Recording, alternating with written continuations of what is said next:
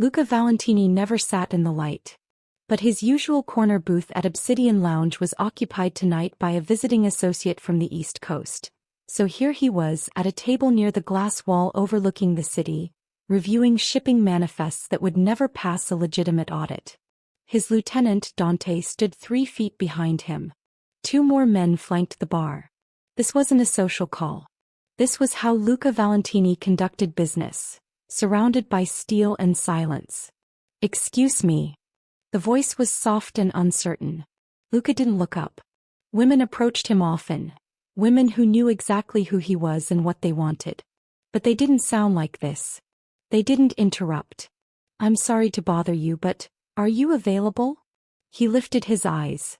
She stood at the edge of his table, clutching a small velvet box in both hands like it might explode. Mid-20s. A navy dress that looked expensive but off the rack. Hair pulled back too tight. Eyes red-rimmed and fighting tears. Marco shifted, ready to remove her.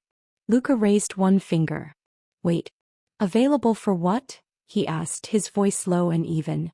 She glanced at Dante, at the other men, then back at Luca. She thought they were bodyguards. Security for hire. Luca realized it with quiet amusement. "I need a date," she said, rushing now. "I know this sounds insane. I know. But I saw you sitting here and you look capable, professional. And I need someone who can—" She stopped, swallowing. "I need someone to come to my ex-fiancé's wedding with me in 3 weeks." Luca should have had Dante escort her out. He had a shipment arriving at the docks in 40 minutes. He had a meeting with the district attorney who needed reminding that some envelopes were too thick to ignore. He had an empire built on fear and a reputation that depended on never being seen as anything other than what he was. But he didn't move. Instead he studied her. The trembling hands. The pride-fighting humiliation. The way she stood too straight, like she was holding herself together with pure will. He recognized that stance. He'd worn it himself once, standing in a hospital hallway, learning that loyalty was a myth and blood meant nothing. If this story has you hooked, don't watch alone. Join our storytelling family. Hit that subscribe button and stay connected. Tell us where you are watching from in the comments. We would love to hear from you. Turn on notifications. You won't want to miss tomorrow's story. Now back to the story. "Sit," he said. She blinked twice. "What?" "Sit down." She sat. Dante's hand went to his weapon, protective instinct, but Luca shook his head once. "Stand down." "What's your name?" Luca asked. "Sofia. Sofia Bennett." "And why do you think I'm for hire, Sofia?" She flushed. I asked the bartender who you were. He said you were a professional, that you handled things for people. I assumed you were private security or a bodyguard." "Yes." Luca leaned back, arms crossed. "What makes you think I'd waste my time at a wedding?" "I can pay," she said quickly, sliding the velvet box across the table. "I don't have $1,000. I don't have anything really. But this was my grandmother's engagement ring. It's appraised at $3,500. I just need you to pretend to care about me for 4 hours. Look at me like I'm not broken. Stand beside me so I don't look pathetic in front of everyone who told me I wasn't good enough." Her voice cracked on the last word. Luca opened the box. The ring was vintage. Delicate. The kind of thing that meant something beyond money. "You're offering me a family heirloom to be your fake boyfriend?" "Yes." "Why this wedding? Why do you care what they think?" "I don't want closure," she said, echoing something she'd probably been told by a therapist. Then her jaw tightened. "That's a lie. I want him to see that I'm fine. That leaving me at the altar didn't destroy me. I want to walk into that reception with someone who makes me look like I've already forgotten his name. Even though you haven't." "Even though I haven't," she whispered. Luca closed the box and pushed it back across the table. Her face fell. "I don't want your ring," he said. "But I'll do it." Sofia stared. "You what?" "I'll be your date. Under one condition." "What?" "You spend the next 2 weeks preparing. Every night.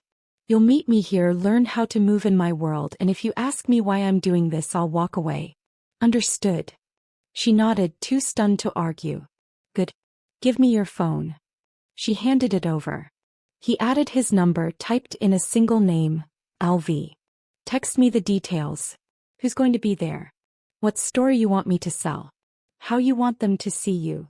Why are you doing this? She asked, then immediately flinched. Sorry. I wasn't supposed to. Everyone wants to be seen as okay by the people who've hurt them, Luca said quietly, handing back her phone. Even people like me. Sofia stood, clutching the ring box and her phone. Thank you. I don't know why you said yes, but thank you. After she left, Dante leaned in.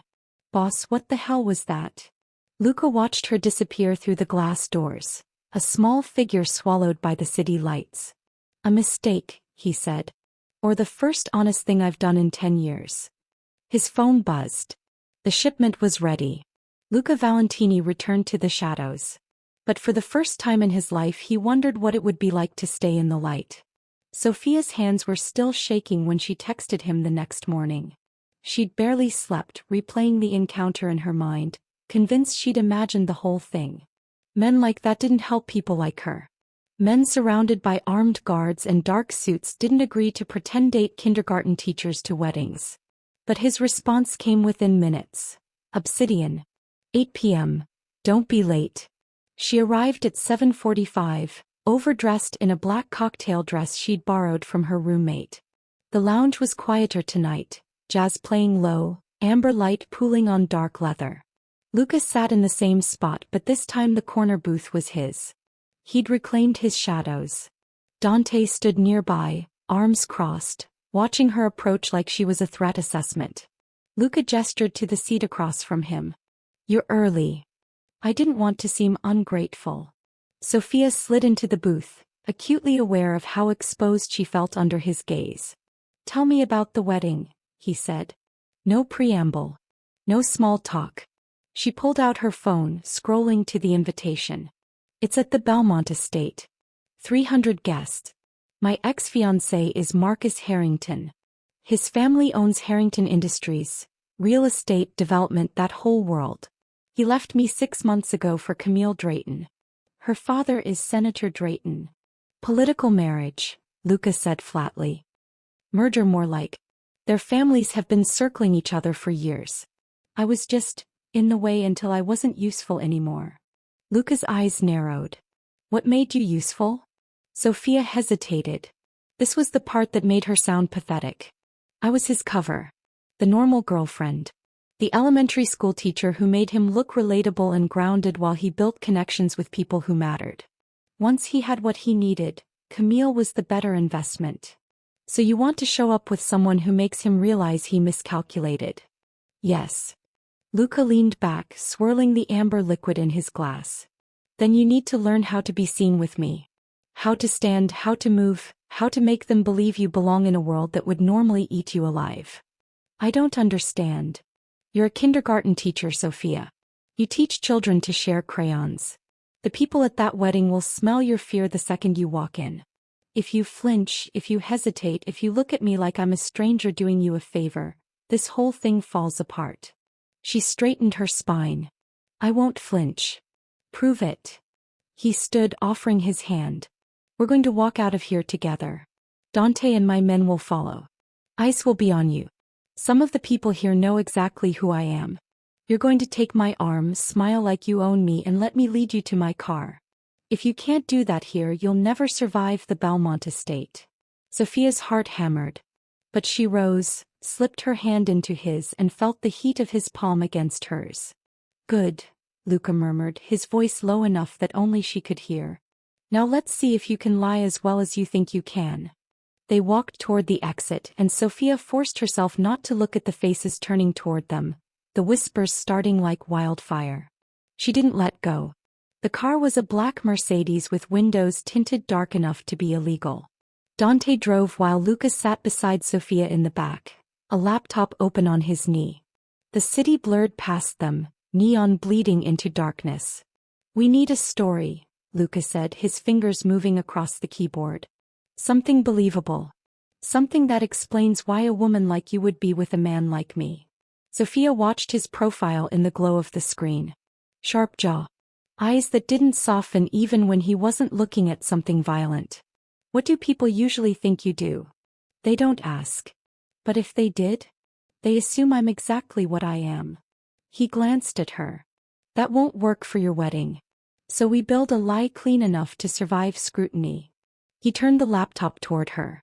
On the screen was a fabricated portfolio. Valentini Holdings. Private equity. International acquisitions. The kind of vague high-level corporate speak that explained wealth without inviting questions. You're a private investor, Sofia read aloud. Specializing in distressed assets. Real estate. Import-export logistics. Luca's mouth curved barely. All technically true. And we met? At a charity gala. You were there with your school. Something about fundraising for arts programs. I was there because men like me are expected to write checks and look civic-minded. You spilled wine on my jacket. Sofia blinked. That's specific. Details make lies believable. He closed the laptop. You apologized. I found it charming. We talked about your students and I liked that you didn't ask me about money. 3 months later we're inseparable. 3 months, Sofia repeated. That's a short timeline. Long enough to be serious. Short enough that your ex won't have heard about me before now. It explains why you're bringing me to the wedding. You're proving you've moved on, but it's still new enough to feel like a revelation. She studied him. You've done this before. I've built cover stories before. This is the first time I've built one for a kindergarten teacher attending her ex-fiancé society wedding. He leaned closer and Sofia felt the air shift. Here's what you need to remember. I'm wealthy but private. I don't discuss business in social settings. I'm polite but distant with strangers. And when someone asks how we met, you smile like it's the best night of your life and let me tell the story. Understood. Why do you get to tell it? Because you'll get nervous and add details that don't match. I won't. He wanted to argue but he was right. She'd never been good at lying. We'll rehearse it, Luca continued. Every night. The story. How you react when I touch you. What you say when they ask if it's serious. His eyes locked onto hers. By the time we walk into that wedding, Sofia, they won't just believe you've moved on. They'll believe you've won. The car stopped. They were parked outside her apartment building, though she hadn't given him the address. Tomorrow night. Same time, Luca said. And Sofia? Wear something you can move in. We're done with cocktail dresses. She stepped out onto the sidewalk, her pulse still racing. Behind her, the Mercedes disappeared into the night like it had never been there at all. Sofia arrived at Obsidian in jeans and a sweater as instructed. But when Dante met her at the entrance, he didn't lead her to Luca's usual booth. Instead, he guided her down a hallway she'd never noticed before, past the restrooms through a door marked private. The corridor was stark. Concrete floors. Exposed pipes. The jazz music from the lounge faded into something else. Muffled voices, the sound of something heavy dragging across ground. Wait here, Dante said, positioning her outside a steel door. Through the narrow window, Sofia could see into the room beyond. Luca stood in the center, jacket discarded, sleeves rolled to his elbows. 2 men flanked a third who was zip-tied to a chair, blood streaming from his nose. The man was crying, begging in a language Sofia didn't recognize. Luca's voice was calm. Almost gentle. I asked you a question, Petrov. Where is my shipment? I don't know, I swear I don't. Luca nodded to one of his men. The crack of knuckles against bone made Sofia flinch. She should have looked away. Should have run. But she couldn't move. Luca crouched in front of the man, speaking too quietly for Sofia to hear. Then he stood, checked his watch and turned toward the door, toward her. Their eyes met through the glass. Sofia's breath caught. Luca's expression didn't change. He said something to his men, then walked out, closing the door behind him with a soft click. When he stood in front of her in the hallway, there was blood on his knuckles. You weren't supposed to see that, he said. What? Her voice came out strangled. What is this? This is what I do, Sofia. This is who I am. He pulled a handkerchief from his pocket, wiping his hands with methodical precision. Did you think private investor was the truth? that men like Dante carry guns for corporate negotiations. She pressed herself against the wall. You're... Say it. Mafia. Close enough. Luca stepped closer and she could smell cologne mixed with something metallic. I run this city's port operations. I control what comes in and what goes out. The shipment Petrov lost? 20 million in pharmaceuticals. So yes, Sofia, I'm the man who makes people disappear when they steal from me. Why did you bring me here? Because in 1 week you're going to walk into the Belmont estate on my arm. Those people, your ex, his society friends, they're going to look at you and wonder what kind of woman catches the attention of Luca Valentini. And you need to know exactly what that means. Sofia's hands were shaking. I can't do this. Yes, you can. His voice dropped and for the first time she heard something almost like regret. You asked me to make them believe you've moved on. To make you look powerful. This is what power looks like, Sofia. It's not polite. It's not safe. And if you stand next to me at that wedding, everyone in that room will know you chose this. Behind the steel door, Petrov screamed. Luca extended his hand. So choose. Walk away now or stay and let me teach you how to survive in a world that doesn't forgive weakness. Sofia stared at his hand, steady, blood-stained, waiting. Then she took it. Luca led her up a different staircase, away from the screams, away from the blood. They emerged onto the rooftop of Obsidian, where the city sprawled below them in a grid of light and shadow. The air was cold, sharp enough to clear her head. He released her hand and moved to the edge, gripping the railing. For a long moment he said nothing. You stayed, he finally said. I don't know why. Sofia wrapped her arms around herself. I should have run. But you didn't. He glanced back at her. Do you want to know why I agreed to your ridiculous proposal? Why I said yes when I should have had Dante throw you out? She nodded, not trusting her voice. Luca turned to face her fully, leaning against the railing. 10 years ago I had a brother. Older by 3 years. Oh, he was everything I wasn't. Charming, diplomatic, the one our father chose to lead when the time came. I worshipped him. Sofia saw the shift in his expression, the way his jaw tightened. Our family had enemies. Rivals who wanted our territory, our operations. Matteo was negotiating a truce. Something that would have ended years of bloodshed. I trusted him completely. I would have died for him. Luca's voice went flat. Turns out he'd already sold me out. What happened? He made a deal. He'd give them me, deliver me to a warehouse where they'd kill me, and in exchange they'd let him consolidate power without interference. A brother for a crown. Luca's knuckles whitened on the railing. I found out 2 hours before the meeting. One of his men had a conscience, warned me. So I went anyway, but I brought my own people. Sofia's stomach twisted. Your brother died in that warehouse, along with everyone who thought I'd be stupid enough to walk into an ambush unarmed. His eyes met hers and they were empty. I stood over his body and realized the only person I'd ever loved had valued me less than a territory agreement. That's what betrayal looks like, Sofia. Not a broken engagement. Not being left for someone more useful. It's having the person you'd die for hand you over to killers without a second thought. The silence stretched between them. So when you walked into my lounge, Luca continued, his voice softer now, offering me your grandmother's ring to pretend to love you for 4 hours, I saw someone who understood what it's like to be traded away. To be worth less than what you could provide. And I thought just once I'd like to help someone take back what was stolen from them. Sofia stepped closer. Your brother was wrong about you. Was he? Luca's smile was bitter. I became exactly what he accused me of being. Ruthless. The kind of man who tortures people in basements. No. She reached out, her hand hovering near his. He made you into this. Marcus made me into someone who's afraid to matter. But we're here now, choosing something different. Luca looked at her hand, then slowly, carefully he took it.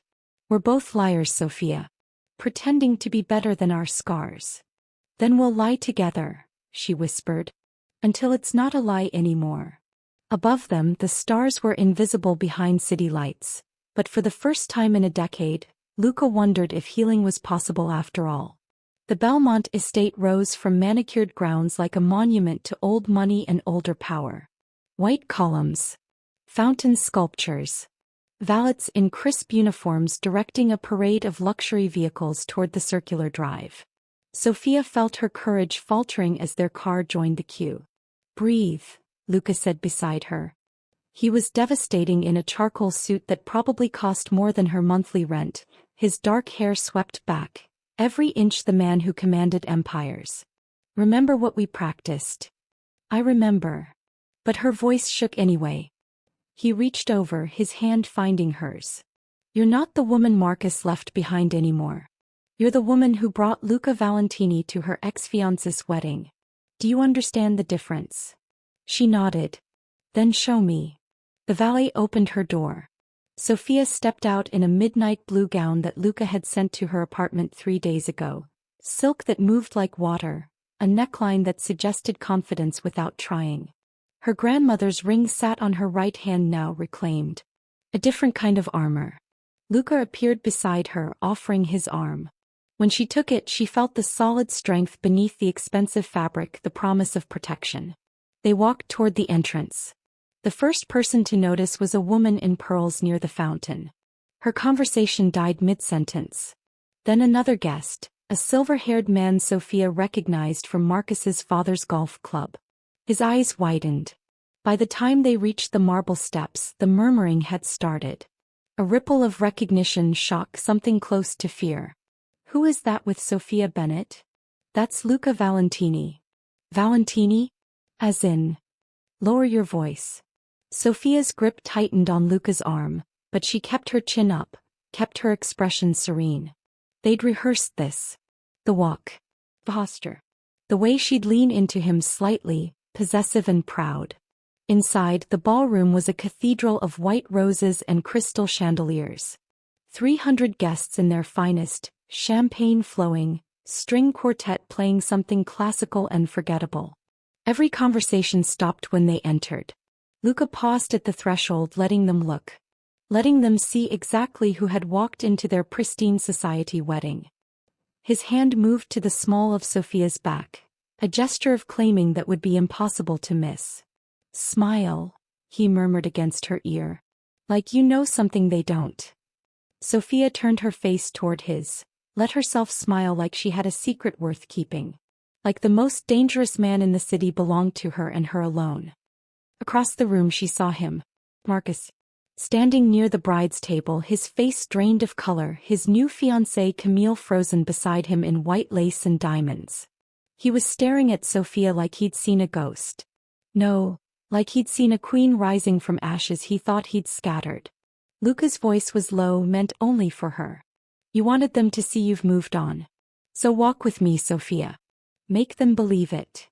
She straightened her spine, lifted her chin, and let Luca Valentini lead her into the heart of the lion's den. Behind them, the whispers ignited like wildfire. And Sofia Bennett, kindergarten teacher, didn't look back once. Marcus found her during cocktail hour, cornering her near the terrace doors while Luca spoke with a city councilman across the room. His bow tie was crooked, his composure cracking. "Sofia, I need to talk to you." She turned slowly, champagne flute in hand, and looked at him the way she'd look at a stranger asking for directions. Polite. Distant. "Marcus. Congratulations on your wedding. What are you doing here?" His voice was tight, strained. "And with him. I was invited. Or did you forget you sent me an invitation? I didn't think you'd actually come. And I certainly didn't think." He glanced toward Luca, his face pale. "Do you have any idea who that man is?" "I know exactly who he is." Sofia sipped her champagne, savoring the way Marcus flinched. "Luca is a private investor. Brilliant, actually. We met at a charity gala 3 months ago." "Sofia, he's not what you think." "Really? What is he then?" Marcus leaned closer, lowering his voice. "He's dangerous. His name comes up in rooms where people don't ask questions because they're afraid of the answers. You need to get away from him." "Funny." Sofia met his eyes. "You never worried about protecting me when you left me standing in a wedding dress I'd spent a year saving for. When you told me I wasn't compatible with with your future plans. When you moved on to Camille before I'd even finished crying. That was different. Was it? Because from where I'm standing, you traded me for a senator's daughter and a better business merger. At least Luca looks at me like I matter. Marcus's jaw clenched. This isn't you. The Sofia I knew would never. The Sofia you knew doesn't exist anymore. She set down her glass. You made sure of that. He grabbed her wrist. Listen to me. Whatever you think this is, you're in over your head. Men like Valentini don't date kindergarten teachers. They use people and throw them away when... Is there a problem? Luca's voice cut through the conversation like a blade. He'd appeared behind Sofia without a sound, his presence suddenly filling the space. Marcus dropped her wrist immediately. No problem, Marcus said, but his voice wavered. Just catching up with an old friend. Sofia isn't your friend. Luca's tone was pleasant, conversational. But his eyes were arctic. And if you touch her again without permission, I'll assume you need a reminder about respecting boundaries. The threat was wrapped in silk, but Marcus heard it clearly. He stepped back, his face flushed with humiliation and something that looked like fear. Enjoy your wedding, Marcus, Sofia said softly. I hope Camille knows what she's worth to you. I finally figured out what I was. She turned away, slipping her hand into Luca's, and they walked toward the terrace together. Behind them, Marcus stood frozen, watching the woman he'd discarded disappear on the arm of a man who could destroy everything he'd built with a single phone call. Camille appeared beside him in her white gown. Who was that? No one, Marcus whispered. But they both knew he was lying. On the terrace, Sofia exhaled shakily. Thank you. Luca's hand tightened around hers. You didn't need me. You already destroyed him. Did I? He just realized he traded a queen for a merger. That's a wound that doesn't heal.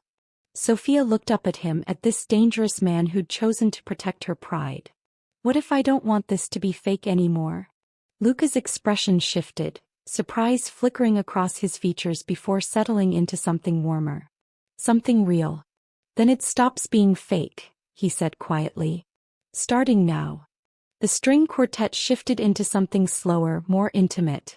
Couples drifted onto the dance floor, moving like synchronized pieces in a carefully choreographed performance.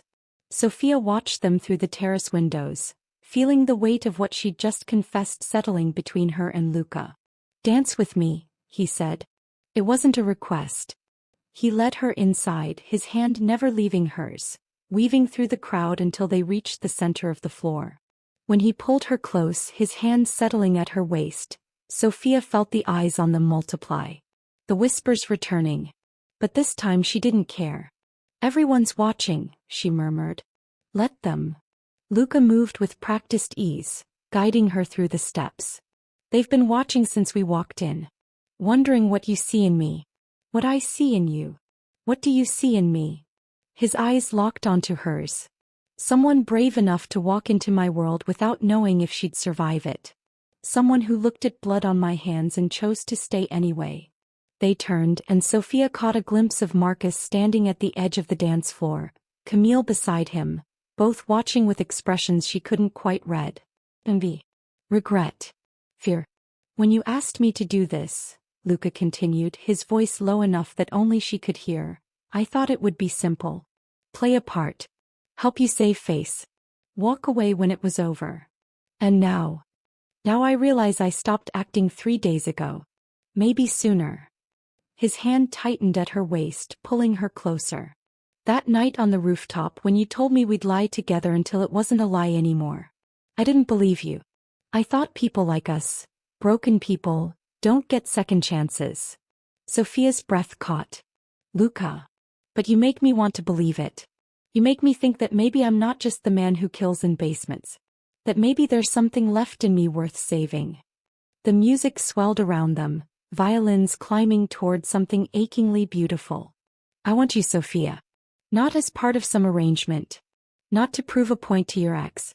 I want you in my life, in my world, knowing exactly what that means and choosing it anyway. Your world is dangerous. It is. People will come after me to get to you. They will. And I'll destroy anyone who tries. Sofia looked up at him, at this man who'd shown her his worst self and still somehow made her feel safer than she'd ever felt with Marcus. I'm a kindergarten teacher. I don't know anything about your world. Then I'll teach you. The same way you're teaching me that maybe I deserve something good for once. The song was ending, couples beginning to separate, but Luca held her there, his forehead touching hers, the space between them charged with possibility. Say yes, he whispered. Sofia thought about the woman she'd been 2 weeks ago. Desperate. Broken. Willing to trade her grandmother's ring for 4 hours of pretend love. That woman didn't exist anymore. Yes, she breathed. Luca kissed her then in the center of the dance floor, in front of 300 witnesses who would talk about this moment for years. It wasn't gentle. It wasn't tentative. It was a claiming, a promise, a declaration that this was real and everyone watching could accept it or not. When they broke apart, Sofia saw Marcus turning away, his hand over his face. She didn't feel triumph. She felt free. The gunshot shattered the champagne glass perfection of the reception. One moment, Sofia was standing beside Luca near the bar, his hand warm against her back. The next, he'd thrown her to the ground, his body covering hers as chaos erupted around them. Screams. Breaking glass. The string quartet's instruments clattering to the floor. Stay down, Luca commanded, his voice steel. Through the tangle of overturned chairs and panicking guests, Sofia saw them. 3 men in dark suits moving through the crowd with purpose. Not running. Hunting. Dante appeared from nowhere, gun drawn, positioning himself between the men and Luca. 2 more of Luca's security materialized, forming a wall of muscle and weaponry. Valentini, one of the intruders shouted. This is for Petrov. The name clicked in Sofia's memory. The man from the basement, the interrogation she'd witnessed. This was retaliation. Luca pulled Sofia behind a marble column, his movements precise and controlled. When he looked at her, his eyes were different. Not the man who just kissed her on the dance floor. This was the man from the lounge's back room. Calculating. Listen to me very carefully, he said, his hands framing her face. Dante's going to get you out through the kitchen. You don't stop. You don't look back. There's a car waiting at the service entrance. What about you? This is my world, Sofia. This is what it costs. His jaw tightened. I told you people would come for me. I didn't think it would be tonight. Another gunshot. Closer this time. Guests were crawling toward exits, designer gowns tearing on broken glass, tuxedos stained with spilled wine and blood. I'm not leaving you, Sofia said. You don't have a choice. Luca signaled to Dante, who moved toward them in a crouch. Get her out. Now. Boss. That's an order. Dante grabbed Sofia's arm, pulling her toward the kitchen doors. She fought against him, reaching for Luca, but he'd already turned away, drawing a weapon from beneath his jacket, a gun she hadn't known he was carrying. Luca. He looked back once. If something happens to me, Dante knows what to do. You'll be protected. Always. Then he moved into the crowd toward the threat, and Sofia lost sight of him. Dante dragged her through the kitchen, past terrified catering staff, out into the cold night air where a black SUV waited with its engine running. He shoved her inside. Drive, he ordered the man behind the wheel. As they pulled away from the Belmont estate, Sofia twisted in her seat, watching through the rear window as police cars and ambulances converged on the building. Lights flashing. Sirens wailing. The wedding turned war zone disappearing behind them. Is he? She couldn't finish the sentence. Boss knows how to handle himself, Dante said. But his hand was white-knuckled on his weapon. Sofia's phone buzzed. A text from an unknown number. 3 casualties. None of them ours. I'm fine. Stay with Dante until I come for you. She read it 3 times, her hands shaking. This was the cost. Not champagne and charity galas. Not polished lies about private investments. This was bullets and blood, and the knowledge that loving Luca Valentini meant living in a world where violence could erupt in the middle of a wedding reception. Sofia pressed her palm against the window, watching the city lights blur past. She'd chosen this. And terrifyingly, she'd choose it again. Luca found her 3 hours later in the penthouse safe house overlooking the harbor. She'd been watching the water, counting the lights of ships moving in and out of port. His port, she realized now. His empire spread out before her in cargo containers and midnight transactions. He appeared in the doorway, jacket gone, shirt rolled to his elbows, a cut above his eyebrow that someone had already stitched. Alive. Whole. Hers. You're hurt, Sofia said. I've had worse.